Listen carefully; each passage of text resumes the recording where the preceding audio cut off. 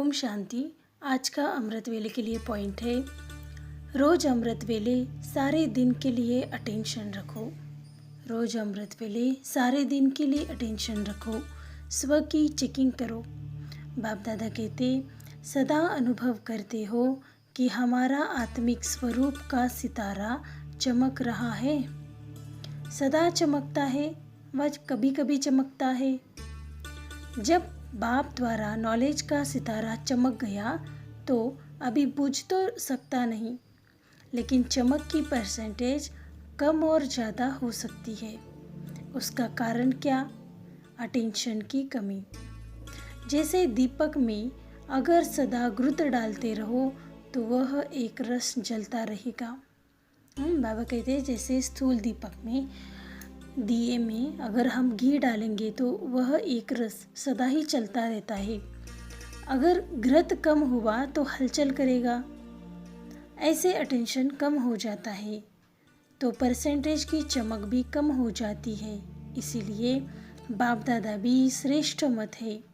बाप दादा की श्रेष्ठ मत है, रोज अमृत वेले सारे दिन के लिए अटेंशन रखो। अटेंशन रहता भी है, लेकिन और अंडरलाइन करो। बाबा ने कहा अमृत वेले हमें अपने ऊपर सारे दिन के लिए अटेंशन रखना है, फाउंडेशन बनानी है, बाबा को याद करना है। लेकिन बाबा ने कहा अटेंशन तो रहता है, लेकिन उसको डबल अंडरलाइन करो। जहाँ अटेंशन होगा वहाँ किसी भी प्रकार का टेंशन नहीं हो सकता। बाबा ने कहा हम जहाँ ध्यान देते हैं, जहाँ केयरफुल रहते हैं, वहाँ टेंशन नहीं रहता, वहाँ वो बात अपने आप सुलझ जाती है। तो बाबा कहते टेंशन नहीं हो सकता। जैसे रात होगी तो दिन नहीं होगा। टेंशन है रात और अटेंशन है दिन। बाबा ने कहा टेंशन है रात, अटेंशन है दिन। तो दिन और रात दोनों इकट्ठा रह नहीं सकते। अगर किसी भी प्रकार का टेंशन है तो सिद्ध है, अटेंशन नहीं है। बाबा ने कहा अगर किसी भी प्रकार का आपको टेंशन है तो वह सिद्ध है कि अटेंशन नहीं है। साधारण अटेंशन और संपूर्ण अटेंशन में भी अंतर है। एक होता है थोड़ा सा अटेंशन देना और दूसरा होता है हर क्षण उसके ऊपर ध्यान देना, अटेंशन देना। तो बाबा कहते हैं इसमें बहुत बड़ा अंतर है। संपूर्ण अटेंशन अर्थात जो बाप के गुण व शक्तियाँ हैं वह अपने में हो। सदा हमारा ध्यान रहे कि हम बाप समान बनने वाले हैं। तो जैसे बाबा के संस्कार है हमें वैसा हमारे अंदर धारण करना होगा। तो बाबा कहते हैं बाबा के अंदर जैसे गुण है, शक्तियाँ हैं, वो भी अपने आप में आ जाए। इसको बोलते हैं अटेंशन। अमृत वेले से लेकर स्वचिंतन शुरू करो और बार बार स्वचिंतन के साथ साथ स्व की चेकिंग करो। चेकिंग नहीं करते, चिंतन करते हैं। इसको एक दृढ़ संकल्प की रीति से अपने जीवन का निजी कार्य नहीं बनाते, इसीलिए अलबेलापन आता है। जैसे भोजन खाना एक निजी कार्य है ना। बाबा कहते कि किसी भी बात की अगर चेकिंग नहीं करते तो चिंतन करते हैं, है ना। तो चिंतन भी कैसा कभी कभी अच्छा हो जाता है, कभी कभी नेगेटिव होता है। तो बाबा कहते हैं अगर एक ही दृढ़ संकल्प की रीति से अगर अपने जीवन का निजी कार्य नहीं बनाते, इसीलिए अलबेलापन भी आ जाता है। फिर बाबा ने उदाहरण दिया, अगर मान लो जैसे भोजन भी खाना है तो वो एक निजी कार्य है, महत्वपूर्ण कार्य है। हम कभी भूलते हैं क्या? बाबा ने भी पूछा है कि वह कभी भूलते हो? खाना खाना एक निजी कार्य है, एक दैनंदिन हमारे जीवन का एक भाग है, तो हम उसको कभी भूलते हैं क्या? आराम करना यह भी निजी कार्य है।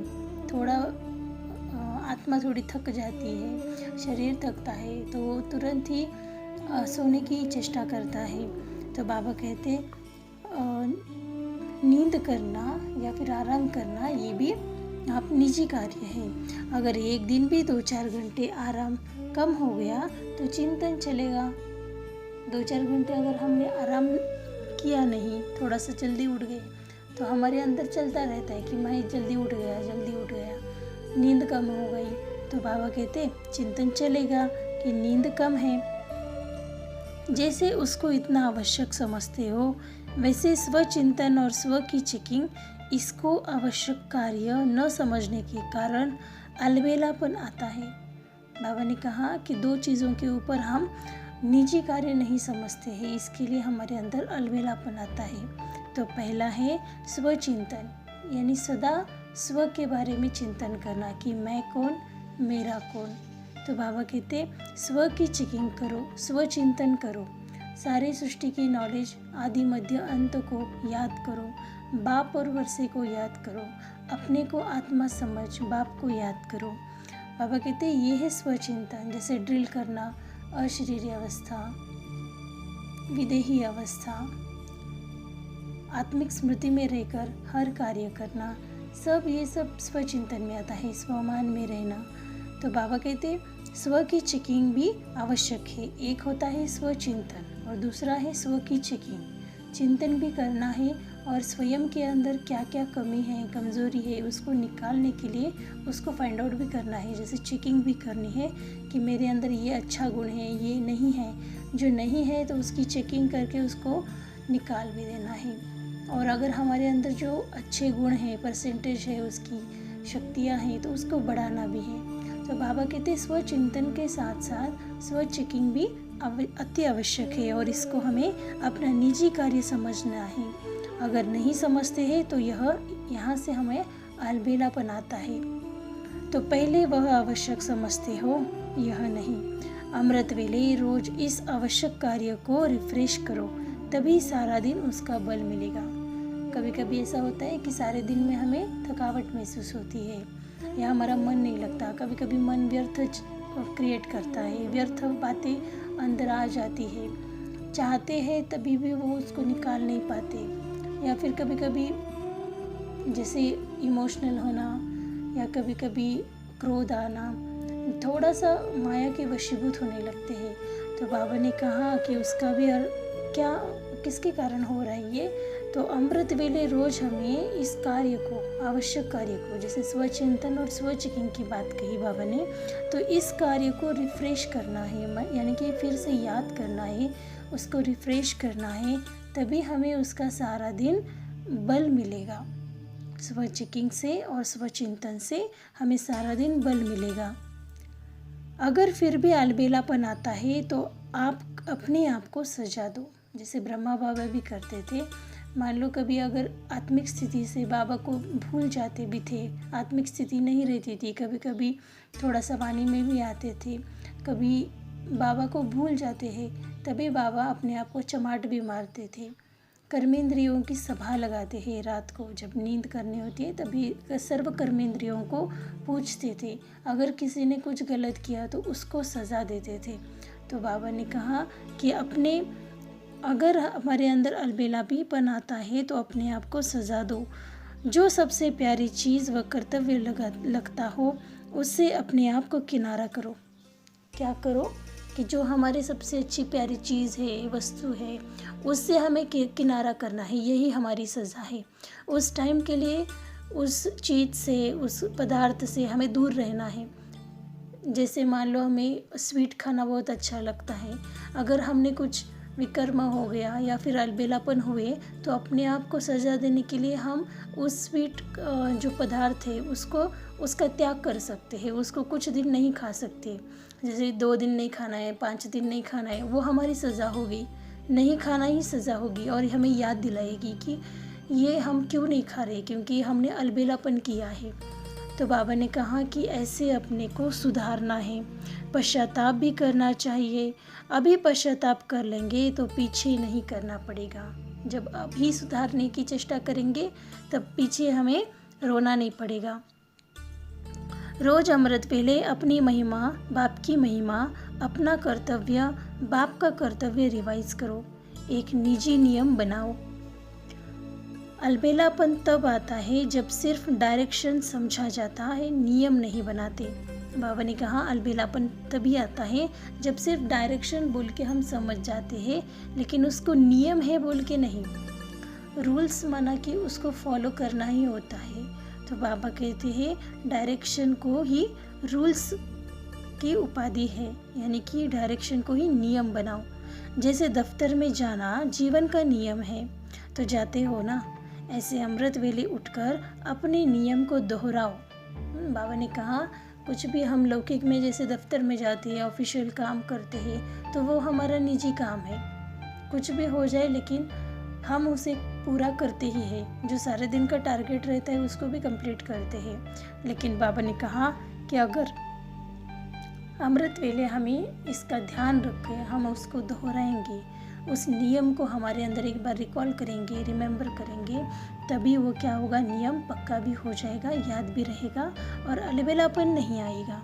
मेरे जीवन का क्या विशेषताएं हैं, मेरे जीवन की और क्या क्या विशेषताएं हैं, ब्राह्मण जीवन की क्या नियम है, और हर घंटे चेकिंग करो कि कहाँ तक नियम को अपनाया है। बहुत सुंदर पॉइंट है। बाबा कहते हमें जीवन में चेकिंग करनी है कि मैं इस ब्राह्मण जीवन में हूँ, तो इस ब्राह्मण जीवन की कुछ मर्यादा है, कुछ नियम है, उसको मुझे फॉलो करना है, उसको मुझे उस नियम के ऊपर मुझे चलना है और हर घंटे उसकी चेकिंग करनी है। जैसे मनसा वाचा कर्मणा, संबंध संपर्क, धारणा सेवा, ज्ञान योग, सब कुछ इसमें हमें चेकिंग करनी है, हर घंटे चेकिंग करनी है कि मैं कैसा हूँ, मैं क्या कर रहा हूँ, है ना। संगम युग, ये जो संगम युग है, इस छोटे से संगम युग में मेरा पार्ट क्या है, मैं कौन हूँ, किसका बच्चा हूँ और मैं अभी क्या कर रहा हूँ इस वक्त। ऐसे ऐसे अगर स्वचिंतन करेंगे, उसके साथ स्व चेकिंग करेंगे, तो बाबा कहते बार बार चेकिंग करो, सिर्फ रात को नहीं लेकिन हर घंटे चेकिंग करो। तो बार बार अटेंशन की चौकीदार रखना, तो वह पहरा देते रहेंगे। अपने आप को माइंड में सेट करना है कि मुझे हर घंटे अपने आप को चेक करना है, कहीं व्यर्थ संकल्प तो नहीं चलता, कहीं मेरा चिंतन विकार के बारे में तो नहीं चलता, या मेरा चिंतन किसी के बारे में निंदा के लिए तो नहीं चलता, या मेरा चिंतन सिर्फ और ही ऐसी वेस्ट बातों में जिसका कोई मतलब ही नहीं है, ऐसी बातों में भी चला जाता है। इसका हमें ध्यान रखना है, इसकी चेकिंग करनी है। अगर ऐसी चेकिंग करने के बाद हम उस संकल्प के ऊपर पकड़ गए तो उसको हमें बदलना है। नेगेटिव है तो उसको पॉजिटिव करना है। तो बाबा कहते अपने आप को अपने संकल्पों के ऊपर पहरा देना है। अलबेलापन की निवृत्ति का साधन है बार बार अटेंशन। अलबेलापन को अगर निकालना है, उसको हमारे से दूर करना है, तो उसका साधन बाबा ने कहा कि हमें बार बार बहुत अटेंशन देने की ज़रूरत है। सहज मार्ग समझते हो इसीलिए अलबेले हो जाते हो, कोई कड़ा नियम बनाओ। बाबा ने कहा ये सहज राजयोग है, लेकिन इसके नियम को बहुत कड़ा बनाना है, तभी ये सहज हो जाएगा। तो बाबा ने कहा जीवन में कुछ नियम बहुत कड़े होने चाहिए, कुछ अटल होना चाहिए नियम, तो उसके ऊपर चलने से हमारे अंदर ताकत आती है, मनोबल बढ़ता है और सारा दिन हम उसको हमारे अंदर की शक्ति की तरह यूज़ कर सकते हैं। जैसे भक्ति में कड़ा व्रत धारण करते हैं, उदाहरण के लिए बाबा ने कहा कि भक्ति में जैसे बहुत कड़क यानी कि कड़ा व्रत धारण करते हैं, ऐसे कड़ा नियम बनाएंगे तो अलबेलापन समाप्त हो जाएगा। जैसे साकार बाप को अथक देखा ना, ऐसे ही फॉलो फादर, पहले स्व के ऊपर मेहनत, फिर सेवा में मेहनत। बाबा ने कहा स्थूल में ब्रह्मा बाबा ने भी सदा सेवाएं की हैं, अंत तक अथक सेवाएं की हैं। जिस दिन बाबा का अव्यक्त होना था उसी दिन तक बाबा ने मुरली चलाई, सब बच्चों को प्यार दिया, सेवा की। रात को भी बाबा ने रात्रि क्लास लिया, फिर बाबा ने विदाई ली। तो इसी तरह बाबा भी अंत समय तक सेवा में अथक थे। इसी तरह हमें भी क्या करना है, फॉलो फादर करना है। पहले स्व के ऊपर मेहनत करनी है, फिर सेवा में मेहनत करनी है। सेवा से मेहनत अपने आप होती है, तभी धरती को चेंज कर सकेंगे। अभी सिर्फ कर लेंगे हो जाएगा।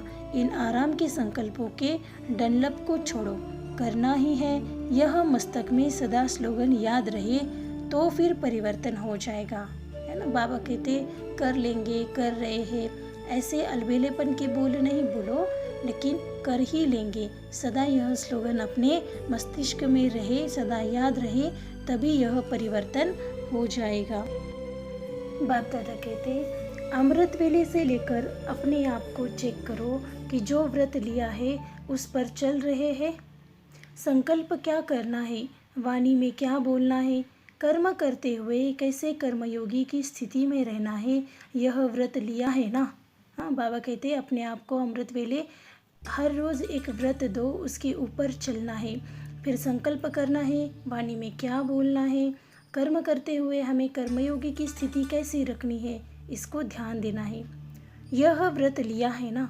प्रवृत्ति में रहते कमल पुष्प समान रहेंगे, यह भी व्रत लिया है ना। जो कमल फूल समान होगा वह परिस्थितियों के वश हो सकता है क्या? वह तो न्यारा और प्यारा होना चाहिए। अगर श्रेष्ठ वृत्ति में स्थित हो तो कोई भी वायुमंडल वाइब्रेशन आदि डगमग कर सकते हैं क्या? वृत्ति से ही वायुमंडल बनता है, हमारी वृत्ति से ही संपूर्ण वायुमंडल बनता है। अगर आपकी वृत्ति श्रेष्ठ है तो वृत्ति के आधार से वायुमंडल को शुद्ध बना सकते हो, इतनी पावर है। कहा कि अगर वायुमंडल कहाँ का अच्छा नहीं है तो हमारी वृत्ति तो श्रेष्ठ है, तो हम उस वातावरण को परिवर्तन कर पवित्र बना सकते हैं, श्रेष्ठ बना सकते हैं, पावरफुल बना सकते हैं। तो बाबा कहते वह वायुमंडल की पावर तेज है। उस समय अपने आप को देखो, क्या हम अपने को, अपने बाप को, अपने पोजीशन को भूल गए? इस व्रत को अब पक्का करो, फिर देखो कैसे सदा की विजयी होते हैं। लेकिन इसके लिए जो व्रत लिया है उसको बार बार अपनी बुद्धि में रिवाइज करो कि कौन कौन सी प्रतिज्ञा बाप से की है, कौन सा व्रत लिया है, तो फिर यह व्रत रिफ्रेश होगा। बार बार हमें स्मृति दिलानी है। कभी कभी बुद्धि पहले जैसी हो जाती है, मान लो कि हमने नया नियम भी बनाया है लेकिन बुद्धि को आदत नहीं होती है तो फिर वो पुरानी आदतों के पीछे चला जाता है। लेकिन बाबा ने कहा उसको रिवाइज करो, रिमेंबर करो, रिफ्रेश करो, स्मृति में लाओ। तो बाबा कहते हैं स्मृति में रहेगा, और जितना स्मृति में रहेगा उतनी समर्थी रहेगी, उतना शक्तिशाली रहेंगे। स्मृति से शक्तिशाली बनते हैं। अमृत वेले से लेकर हर चलन को चेक करो, हमारी दृष्टि स्थिति एक रस अलौकिक है, चेहरे की पोजीशन सदा हर्षित है। हमें चेक करना है अमृत वेले से लेकर हर चलन को, हम कैसे बैठते हैं, कैसे उठते हैं, कैसे कर्म को करते हैं, हर कर्म को कैसे किस तरह करते हैं। चेक करो कि हमारी दृष्टि कैसी है, देखते हैं तो कैसे देखते हैं, स्थिति एक रस है क्या, हर परिस्थिति में ऊपर नीचे कुछ भी हो रहा है, उथल पुथल हो रही है तो हमारी स्थिति एक रस है क्या, अलौकिक है क्या, चेहरे की पोजीशन सदा हर्षित है क्या, ये सब कुछ चेक करना है। वह समय प्रति समय बदलता रहता है। सिर्फ योग में बैठने व कोई विशेष सेवा के समय अलौकिक स्मृति व वृत्ति रहती है। वह साधारण कार्य करते हुए भी चेहरा चलन विशेष रहता है। बहुत सुंदर पॉइंट है। बाबा कहते कि कोई साधारण कर्म करते वक्त भी हमारा चेहरा कैसा हो, अलौकिक हो, योगी की अवस्था में हो, चेहरा बहुत दिव्य हो, चेहरे की चमक अच्छी हो। तो बाबा कहते कि अगर कोई सेवा है, कोई कार्य कर रहे हैं, बाबा के घर में सेवा कर रहे, तभी हमारी वही अवस्था नहीं होनी चाहिए। ये अवस्था चाहे लौकिक में हो, चाहे अलौकिक में हो, मधुबन में हो, सब जगह ऐसी एकरस स्थिति की अवस्था होनी चाहिए। इसके ऊपर हमें अटेंशन देना है। कोई भी आपको देखे तो कामकाज में बहुत बिजी हो, कोई हलचल की बात भी सामने हो, लेकिन अपने आप को समझाते हैं, अलौकिक समझते हैं, तो चेक करो बोलचाल, चेहरा, साधारण कार्य में भी न्यारा और प्यारा अनुभव होता है। कोई भी समय अचानक कोई भी आत्मा आपके सामने आ जाए तो आपके वाइब्रेशन से, बोलचाल से यह समझेंगे कि यह अलौकिक फरिश्ते हैं। मान लो अगर कुछ सामने से हलचल भी हो रही है, परिस्थिति आ गई है, फिर भी कोई अचानक सामने आ भी जाए, कोई आत्मा आ जाए, तो बाबा कहते कि अगर वो कुछ इधर उधर का पूछे, बोले, तो लेकिन आपकी वाइब्रेशन का प्रभाव उसके ऊपर पड़ेगा। वो समझेगा कि जैसे कोई अव्यक्त फरिश्ते आए हैं, बहुत अच्छे शुभकामना वाले आत्मा है, ऐसे उनको उस वायुमंडल से फील हो जाए। इतनी पावर हमारे अंदर होनी चाहिए। तो बाबा कहते अमृत वेले से उठकर अपने को अटेंशन के पट्टे पर चलाना है। बाबा ने बहुत सुंदर पॉइंट कही कि अमृत वेले से उठकर अपने को अटेंशन के पट्टी पर चलाना है, उसकी पटरी पर चलाना है। पटरी पर गाड़ी ठीक चलेगी ना, तो चेक करो कि सारे दिन में कोई ऐसा बोल तो नहीं बोला, व मनसा में कोई व्यर्थ संकल्प तो नहीं चला, या कोई कर्म रॉन्ग तो नहीं हुआ। बाबा ने कहा मनसा वाचा कर्मणा, हर क्षण हमें चेक करना है कि मैं कुछ रॉन्ग तो नहीं हूँ। हर संकल्प पर पहले से ही अटेंशन रहे। संकल्प करने से पहले भी उसके ऊपर अटेंशन रखना है कि मैं संकल्प क्या कर रहा हूँ, क्या ये संकल्प विश्व कल्याण के लिए है, क्या ये संकल्प शक्तिशाली है, क्या ये संकल्प शुभ भावना का है, क्या ये संकल्प किसी के लिए मदद का है, किसी की भावना को अच्छा बनाने का है। तो ऐसे ऐसे अपने को चेक करना है। फिर बाबा कहते हर संकल्प पर पहले से ही अटेंशन रहे। योग युक्त होने से ऑटोमेटिकली युक्ति युक्त संकल्प बोल और कर्म होगा। बाबा ने कहा कि अटेंशन देना है, और हर संकल्प अगर हमारा योग युक्त होगा, यानी हम योग युक्त अवस्था में होंगे, हर कर्म कर रहे होंगे, तो ऑटोमेटिकली युक्ति युक्त संकल्प होंगे हमारे। कुछ भी इधर उधर नहीं करना पड़ेगा, युक्ति युक्त संकल्प होंगे, हमारे बोल अच्छे होंगे, शुभ भावना वाले होंगे, प्रसन्न चित्त करने वाले होंगे, वरदानी बोल होंगे, और कर्म भी अच्छे होंगे। तो कर्म कैसे होंगे? श्रेष्ठ होंगे, बहुत श्रेष्ठ कर्म होंगे। तो बाबा ने कहा कि योग युक्त रहने से ऑटोमेटिकली युक्ति युक्त संकल्प बोल और कर्म होगा। अच्छा, ओम शांति।